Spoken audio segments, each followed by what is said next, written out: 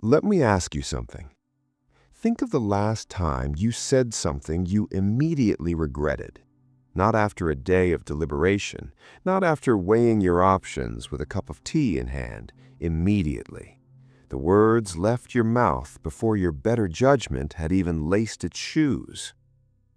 Maybe it was a sharp reply to someone you love. Maybe it was a decision made in traffic that 2 blocks later made no sense at all. Maybe it was a door slammed, an email sent, a silence chosen at exactly the wrong moment. You didn't plan it, you didn't want it, and yet it happened. Welcome to emotional hijacking. Picture a Monday morning. Priya is running late. She's already rehearsed the meeting 3 times in her head. Then her partner makes a comment. Nothing devastating, just a small offhand remark about the dishes. Priya hears it. Something shifts. Suddenly, she's not late for a meeting. She's in a battle. Her voice tightens. Her chest tightens. She fires back. He goes quiet. She leaves. In the car, 2 minutes later, she stares at a red light and thinks, "What just happened?" The meeting goes fine, but the morning doesn't leave her. That vignette isn't dramatic. It's Tuesday. It's Thursday. It's most of us more often than we'd like to admit. But here's the crucial question. Was Priya weak? Was she irrational? Was she in some fundamental way broken? No. She was human, and more specifically, she was operating exactly the way a human brain is built to operate under perceived threat, even when the threat is a comment about unwashed dishes. This volume is about that mechanism, not about shame, not about fixing yourself. It's about understanding the wiring, because you cannot rewire what you refuse to see. Let's start with what's actually happening inside you. Your brain did not evolve in a world of email deadlines and passive-aggressive coworkers. It evolved in a world where hesitation could mean death. The body on the savannah that paused too long to analyze the rustling in the grass, that body did not pass on its genes. What survived was speed.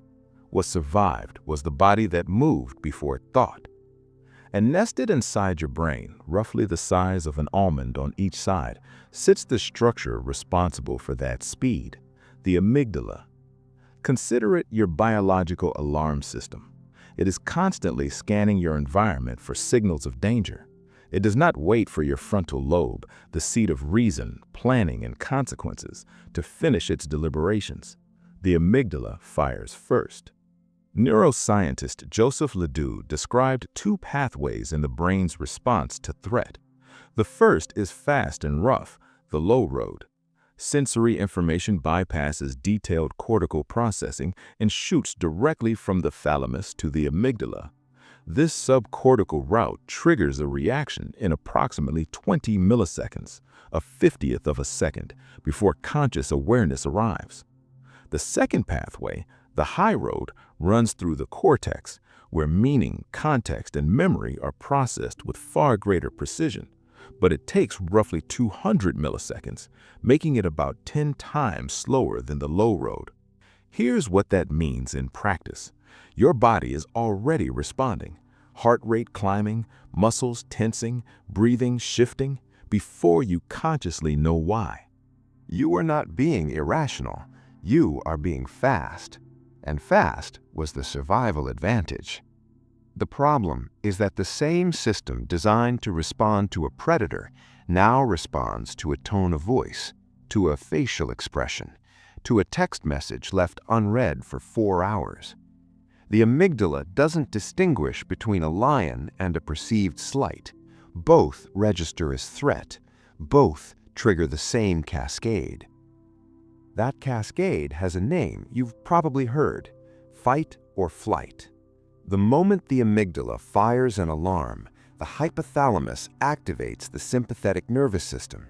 Adrenaline floods your bloodstream. Cortisol follows. Your heart rate accelerates.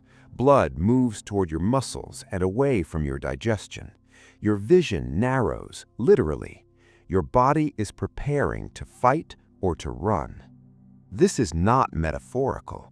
These are measurable physiological changes happening in your body within seconds of a perceived threat. Now add this. In the middle of that physiological storm, you are expected to have a calm conversation, to choose your words carefully, to listen with empathy, to think about long-term consequences. It's like asking someone to thread a needle during an earthquake. The cognitive demand of nuanced communication competes directly with the biological fact of threat response.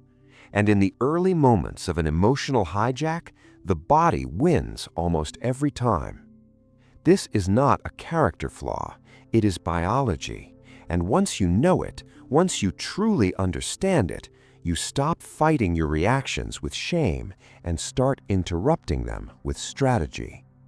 Emotional hijacking rarely stays in one person. It spreads. When your amygdala fires, your body language shifts even before you speak. Your posture closes, your jaw tightens, your eyes change. And the person across from you? Their amygdala reads those signals. Their threat system activates in response. Now two nervous systems are in alarm mode. Two bodies are preparing for battle. This is escalation, not as a choice, but as a biological chain reaction. Psychologist John Gottman's research on couples in conflict found that when heart rates climbed above 100 beats per minute during disagreements, meaningful communication essentially ceased. Gottman termed this state flooding, and his study showed that once flooded, people shifted from problem-solving to self-protection, from collaboration to survival. His research also found that a minimum of 20 minutes is required for the body to return to a calm enough baseline for productive conversation to resume. Think about the implications of that. The very conversations we most need to have, the ones where we address real wounds, real needs, real fears, often happen when our bodies are least equipped to have them. We escalate. We say the big thing. We do the loud thing. We go silent. And then, hours later, calmer, we wonder why we couldn't just talk. You could talk, just not then, not in the storm. Understanding escalation is understanding timing, and timing, it turns out, is one of the most underestimated tools in emotional intelligence. Not all emotional hijacks are equal. Some sounds barely register, others detonate. You've probably noticed this. Two people hear the same critical remark from a manager. One shrugs it off. The other carries it home, into sleep, into the next morning. Same words, different detonations. The difference isn't weakness. The difference is history. Your amygdala doesn't just scan the present, it cross-references the past. Every experience you've had, particularly the emotionally charged ones, leaves a trace in your neural architecture. Neuroscientists call this emotional memory, the encoding of experiences that carry strong feeling, often stored in ways that bypass conscious recall. This means a tone of voice, even a stranger's, can activate a response rooted in something that happened 15 years ago. A particular phrase, a certain silence, an expression that resembles one from childhood. Your nervous system has pattern matched. It has said, this is like that, and that was dangerous. You don't remember the original event, you just feel the reaction. And without understanding where it comes from, the reaction seems irrational, even to you. It is not irrational. It is a nervous system doing precisely what it was trained to do, protect you from what hurt you before. The problem is that most of us are walking around reacting to the past while standing in the present. David is 41 and by most measures calm, but there is one specific thing that undoes him.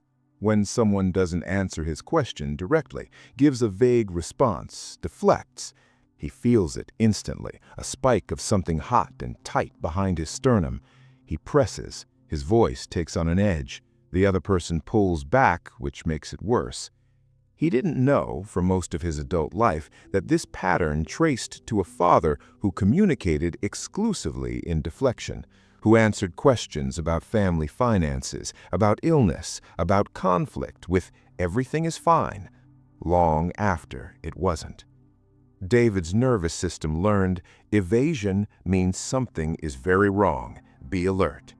At 41, with a colleague who simply doesn't like confrontation, his nervous system still fires the same warning: past danger, present conversation.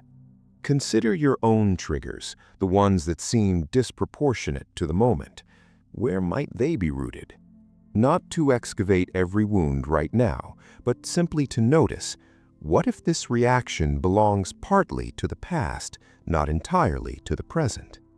Step 1. Recall a recent reaction that felt larger than the situation warranted. Don't judge it, just name it. Step 2. Ask, when have I felt this exact feeling before? Go further back than this year.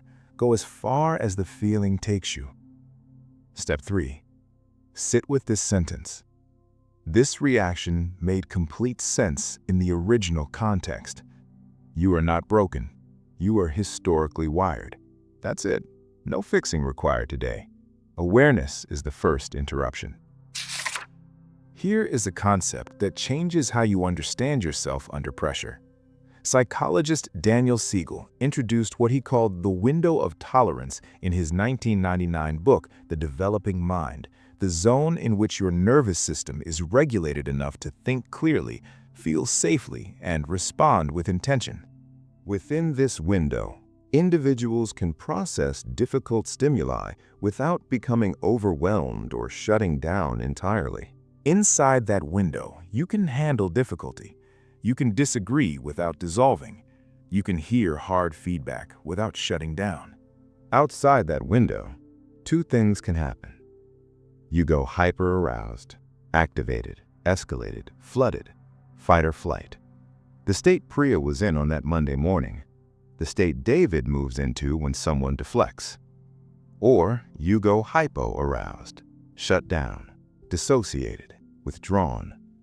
The person who goes very quiet in conflict, who says, "I'm fine," in a tone that means the opposite, who disappears into themselves while the conversation keeps moving. Both are outside the window. Both are survival responses. And in both states, your access to nuanced thinking, to compassion, creativity, and careful language is significantly reduced.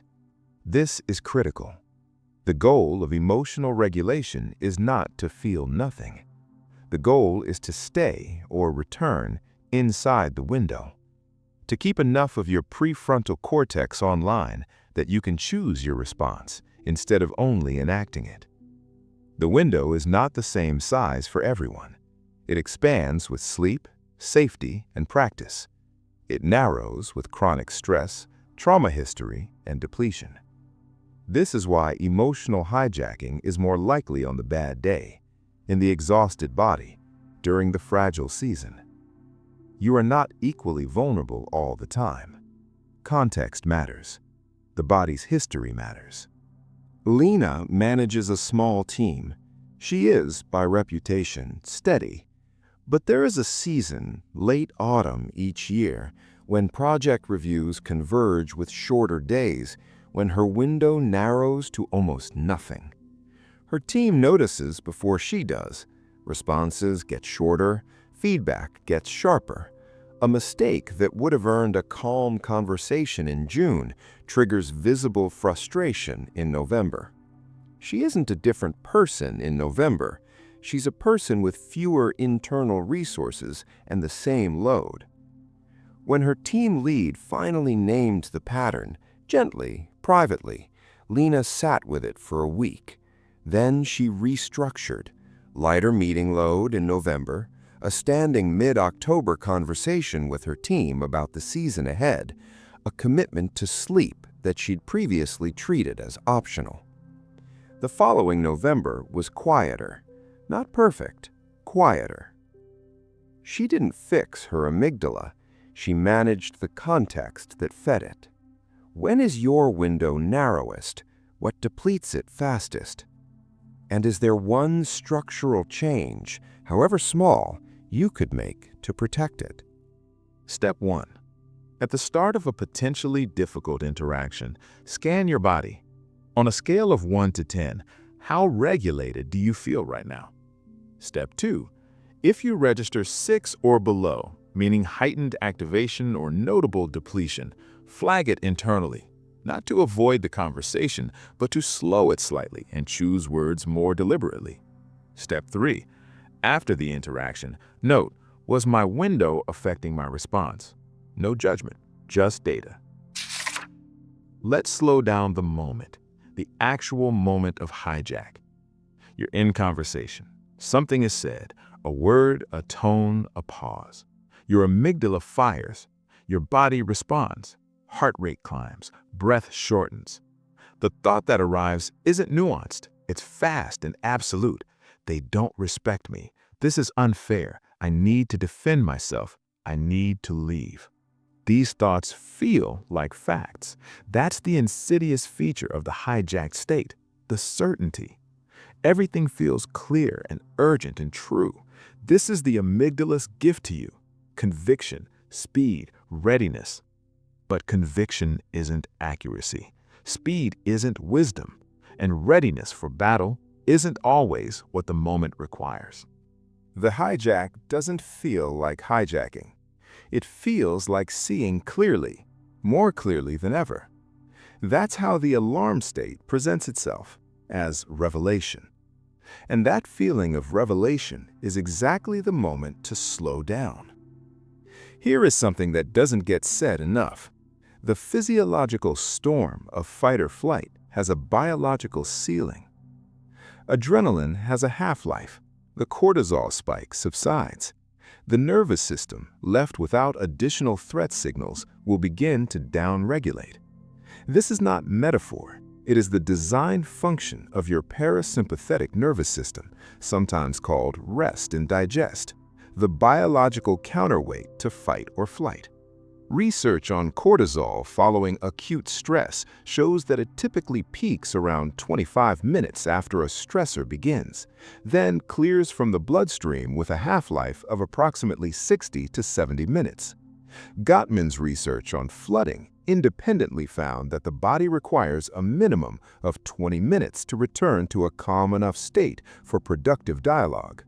This is why the advice to wait before responding has concrete biological grounding. You are not just being polite. You are waiting for your blood chemistry to change.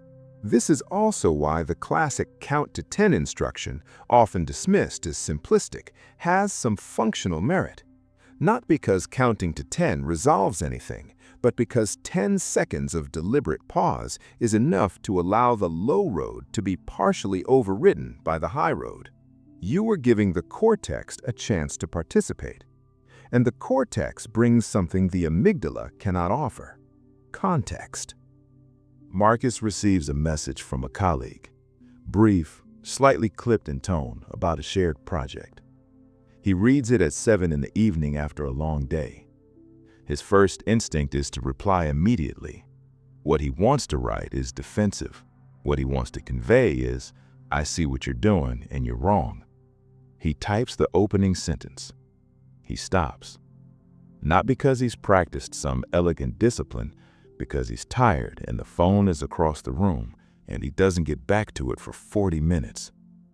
When he reads the message again 40 minutes later, the clippedness is still there, but so is something else. A sentence he'd processed as accusation that on second reading is closer to concern. He replies briefly and directly. The conversation the next morning is straightforward. Nothing dramatic happened. He simply let the biology run its course. That 40-minute gap, accidental, unremarkable, may have saved him a difficult week. When you're in the storm, when the urge to respond immediately feels urgent, what would it take to create a deliberate gap? And is urgency in those moments ever actually urgent, or does it mostly feel that way? Step 1. When you feel the activation, the heat, the tightening, the urgency, name it silently, not aloud, just internally. This is activation. I am in the storm. Step 2. Create a physical gap before responding. Stand up, step away, take 3 slow, extended exhalations.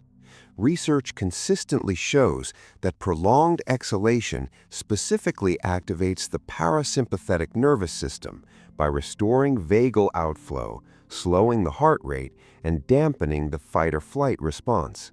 The out-breath is where the break lives. Step 3. Return to the conversation or the message only after the physical sensation has reduced. If it hasn't reduced, wait longer. The storm doesn't last forever. There is a finding in affective neuroscience that has quietly become one of the most practical tools available for emotional regulation. It is this: naming an emotion reduces its intensity. In a 2007 functional MRI study, psychologist Matthew Lieberman and colleagues demonstrated that when participants labeled an emotional experience, putting the feeling into a specific word, activity in the amygdala and surrounding limbic regions measurably decreased, while activity in the right ventrolateral prefrontal cortex increased.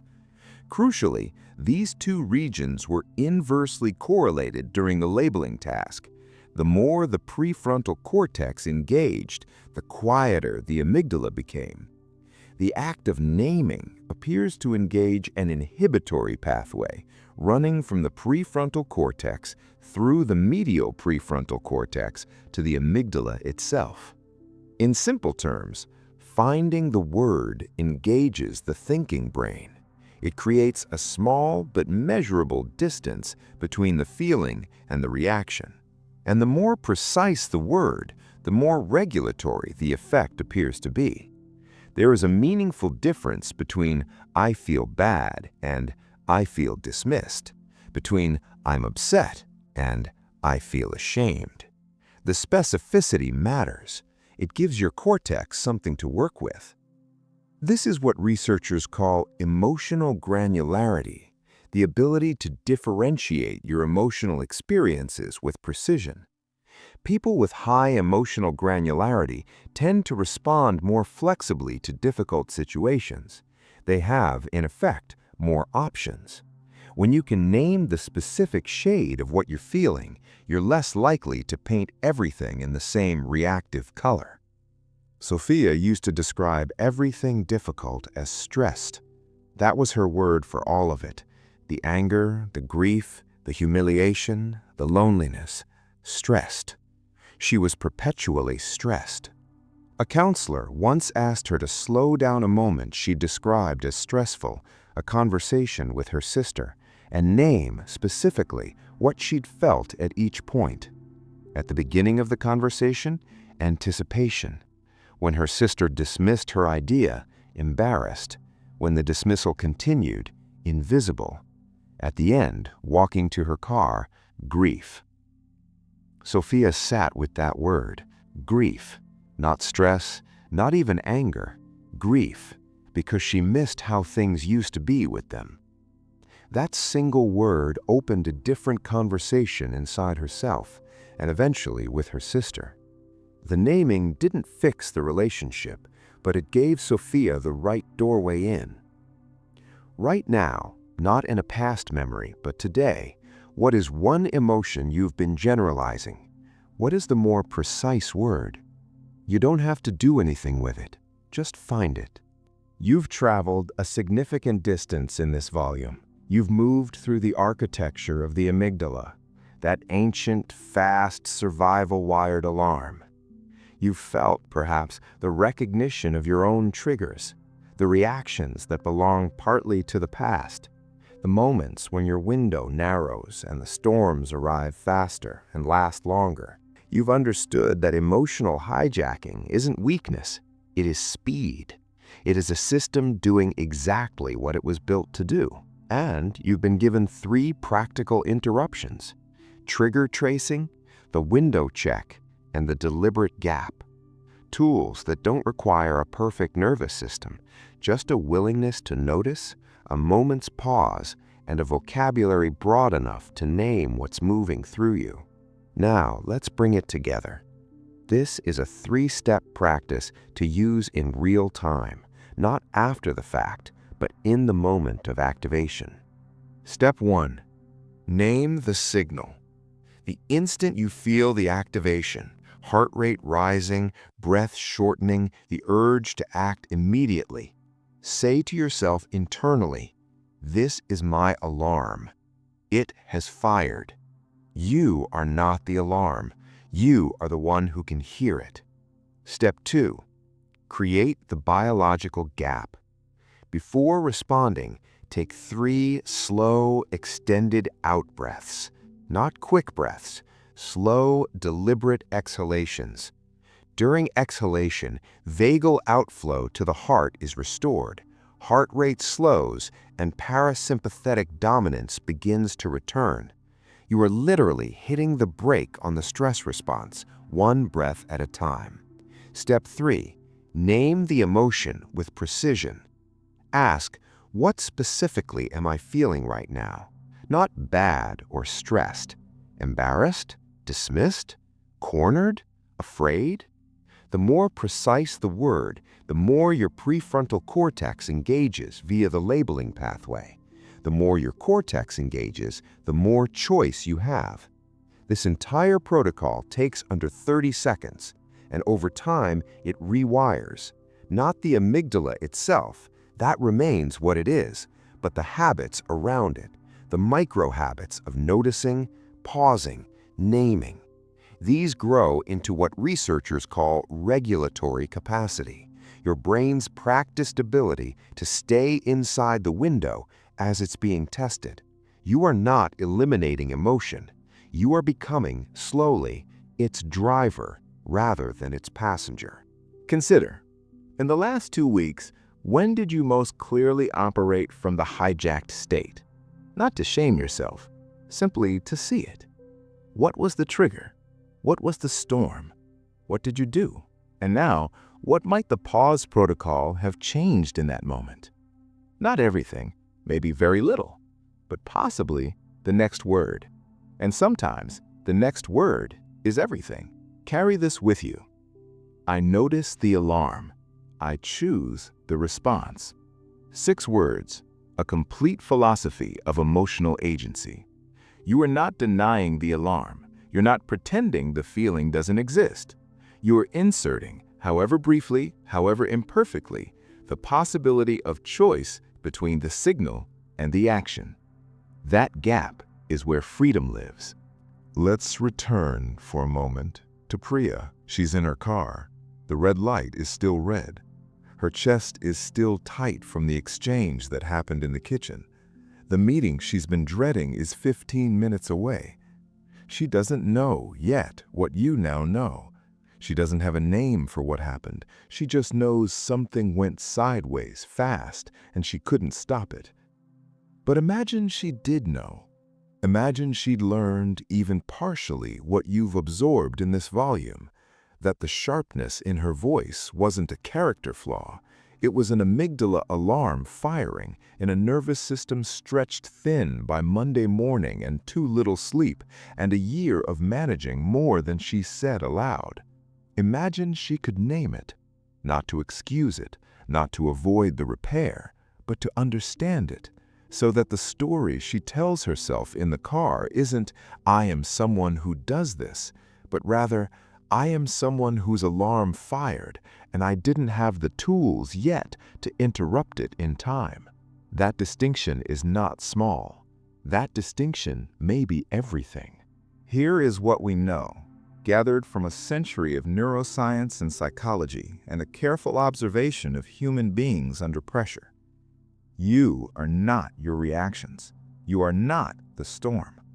You are the one who can, with practice, with patience, with a growing knowledge of your own architecture, learn to hear the alarm before acting on it. Learn to create the gap.